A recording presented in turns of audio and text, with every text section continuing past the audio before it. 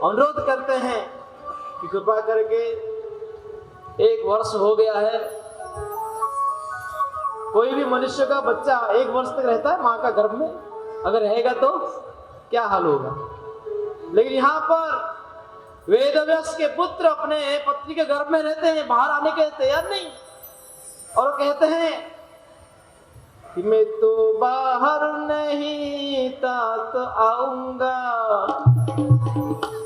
गर्भ में रह के हरि गुण गाऊंगा। हे तात, हे पिताश्री, मुझे बाहर मत बुलाए कृपा करके, मैं गर्भ में ही रहकर हरि का गुणगान करूंगा, कीर्तन भजन करूंगा खूब, बाहर मत बुलाए। क्यों? क्यों कहते हैं बाहर इतना माया है, क्रोध, काम, लोभ, ईर्ष्या, कपट, ऐसे समाया संसार मुझे नहीं आना है। अब इस प्रकार प्रार्थना करते हैं। मैंने समय नहीं इसलिए समझा नहीं पूरा, नहीं तो उसको मैं ट्रांसलेट करके समझा था, कोई बात नहीं। तो वेदव्यास जी मान गए, कोई बात नहीं, अगर आप संसार में आने के लिए माया से डरते हैं तो कोई बात नहीं। ऐसे आज नहीं तो कल आएगा, आज नहीं तो कल आएगा, ऐसे करते करते करते कितने साल हुआ मालूम है? 16 साल के हो गए हैं। कितने साल के? 16 साल के हो गए हैं वेदव्यास के पुत्र मां के गर्भ में। कौन औरत 16 साल तक बच्चे को घर में रह पकड़ के रख सकता है? क्योंकि ये द्वापर युग की कथा है, सतयुग की कथा है। आने के तैयार नहीं है, लेकिन मां का बहुत कष्ट होता है, दर्द होता है। तो एक दिन वेदव्यास के पत्नी वेदव्यास जी से कहा, हे स्वामी, मुझे 16 साल के बच्चे को घर में रहकर बड़ा पीड़ा हो रहा है, प्रसव पीड़ा होते हैं उसको, बड़ा कष्ट हो रहा है, कृपा करके आप कुछ करो। तब जाकर वेदव्यास जी ने वापस पुत्र से प्रार्थना करते हैं, हे पुत्र,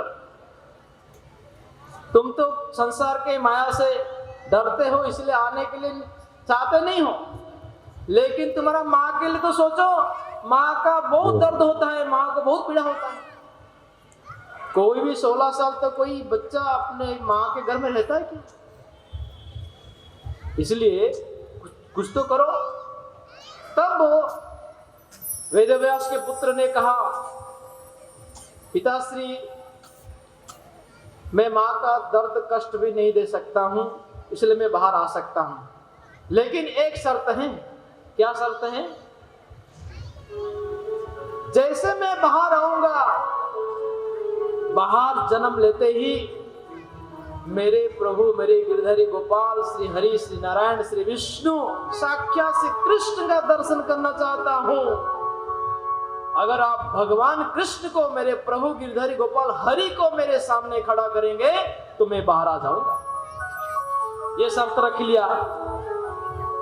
वेदव्यास जी ने कहा, पुत्र, तुम्हारा मां का पीड़ा देखा नहीं जा सकता है, इसलिए मैं भगवान कृष्ण को किसी भी तरह से आपके सामने खड़ा करूंगा।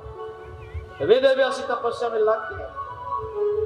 भगवान कृष्ण ने वेदव्यास के तपस्या संतुष्ट होकर सामने आए। तब जाकर वेदव्यास के पुत्र उनका पत्नी के घर से बाहर आया। उसका नाम रखा गया, क्या है? शील सुखदेव गोस्वामी। बोलो शील सुखदेव गोस्वामी महाराज की। वही तोता सुखदेव गोस्वामी बनकर बाहर आए। एकदम 16 साल के हैं। हमारे जैसे छोटे छोटे बच्चे जैसे नहीं, 2 साल 1 साल बाद में धीरे धीरे बड़े होंगे, ऐसे नहीं। जन्म होते 16 साल के बन गए और पूरा निकल गए सन्यासी के रूप में। तो ये कथा मैंने इसलिए बताया कि अमर कथा है। ये अमर कथा तोता ने सुना, इसलिए उसका मृत्यु नहीं हुआ।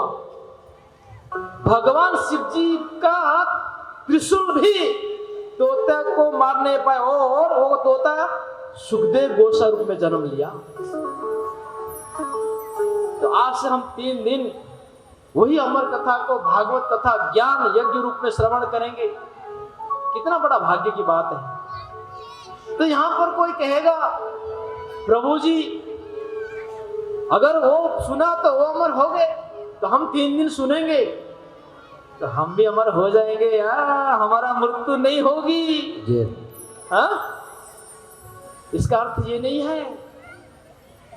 अमरत्व, इस अमर कथा को जो भी सुनेगा अमरत्व होगा, ये निश्चित है इसका। परंतु इसका अर्थ ये नहीं कि हम मरेंगे नहीं, हमारा मृत्यु अवश्य होगी, परंतु हम जन्म मृत्यु जरा व्याधि दुख दूषण दर्शनम, ये जन्म मृत्यु जरा व्याधि दुखों से पूर्ण रूप से छुटकारा पा सकते हैं। इसलिए अमर कथा को श्रवण करना चाहिए। ये अमर कथा श्रवण करने से हमें जन्म से मुक्ति मिल जाएगा, मृत्यु से, जन्म मृत्यु जरा व्याधि, बीमारी पड़ना, बुढ़ापा होना, बार बार मरना, बार बार जन्म लेना, ये सारे कष्ट, ये चक्कर से हमें मुक्त प्राप्त हो जाएगी, मुक्ति हो जाएंगे, मुक्त हो जाएंगे हम लोग। क्योंकि एक जन्म में इतने सारे कष्ट हैं, इतना मेहनत कर रहे, इतना कष्ट है। एक कष्ट तो बात, कितने प्रकार के कष्ट है, कितने प्रकार के कष्ट है। कोई मन से कष्ट है, कोई धन से कष्ट है, कोई शरीर से कष्ट है, अलग अलग प्रकार के कष्ट है लोगों को। एक जन्म में इतने सारे कष्ट अनुभव कर रहे हैं, फिर वापस जन्म लेना, फिर वापस कर्म करना, 8 घंटा 12 घंटा भाग दौड़ जिंदगी शुरू करना, वापस वृद्धा होना, वापस बीमार पड़ना, वापस मरना, वापस जन्म लेना, ये सबसे बड़ा महारोग है। ये भवरोग से हमें छुटकारा प्राप्त हो सकता है जब हम इस अमर कथा का श्रवण करेंगे। आपको मालूम पड़ा ना, भागवत कथा श्रवण करने से व्यक्ति का जन्म मृत्यु जरा व्याधि चक्कर से हमेशा हमेशा के लिए मुक्त हो सकता है।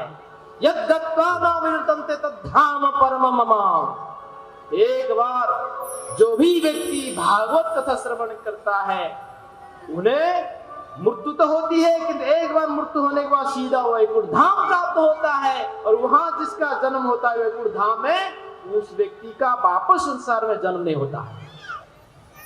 इसलिए जन्म मृत्यु जरा व्याधि चक्कर से मुक्ति का मार्ग है श्रीमद् भागवत कथा श्रवण करना।